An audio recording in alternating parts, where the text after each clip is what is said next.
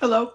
Here we are talking about one of my all-time favorite songs that I've composed, By the Light of the Fire.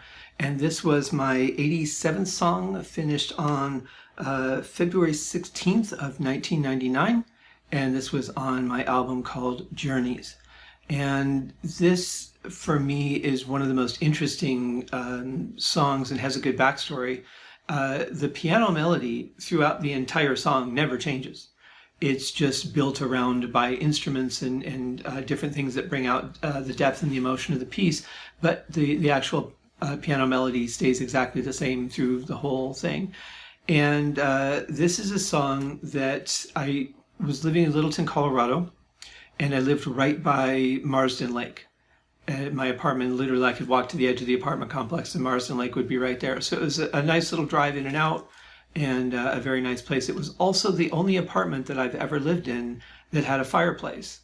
So that was kind of a novelty. And living in Colorado, it does get pretty cold there in the wintertime, so I did use it quite a bit.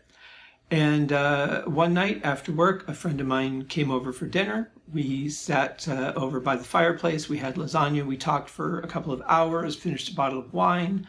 After a while, she went home and I sat down at the piano and I just was playing around and came up with this melody.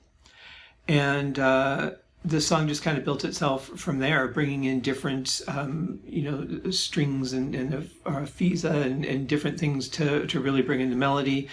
When I went to reproduce the song digitally, now when I recorded it originally, of course everything was in analog onto a cassette 4-track. And there's one point in the song where there's this big drum fill, and I ran it through, if I remember right, I think originally I used an Alesis MIDI Verb 4, and I put just a growing flange and a quick decay on it. And I always liked that, and so every time I've recorded the song, I've had to find a way to replicate it. This is the first time that I'm really recording this particular song in the digital world, and I found that digitally, no matter what I threw on it, I couldn't really find a way to bring out the same depth of it, and I don't have that outboard gear anymore. So it was a real challenge to find a way around it. So what I did in this case was something a little bit different. I do have a little bit of a flange on the drums, but no matter how hard I push it, it really didn't bring out a huge depth.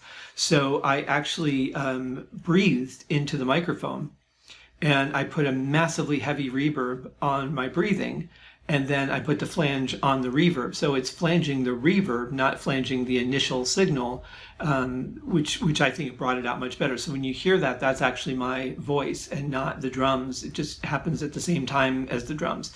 So that was a little bit different of a technique. You know, it's definitely not the same doing things in the digital world than it was the analog.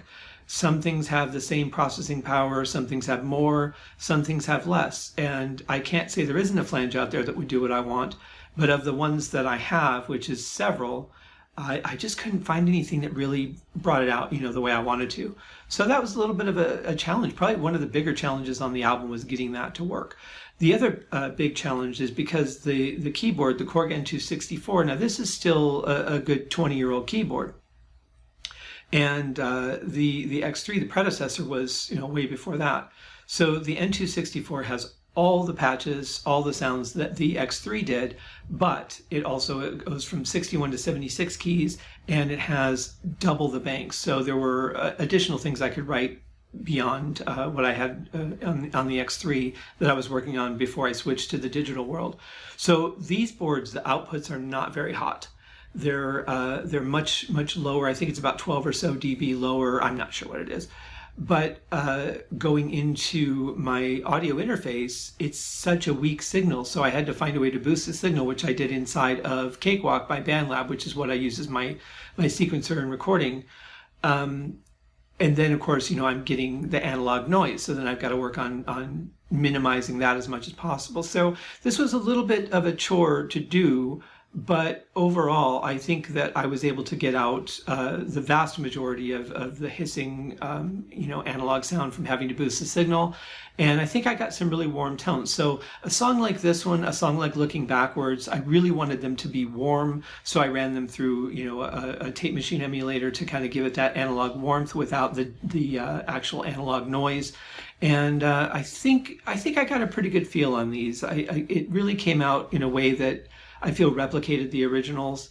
And hopefully that you'll enjoy them, and that maybe you'll curl up by the fire and listen to this one after a good hearty meal and a bottle of wine with a friend.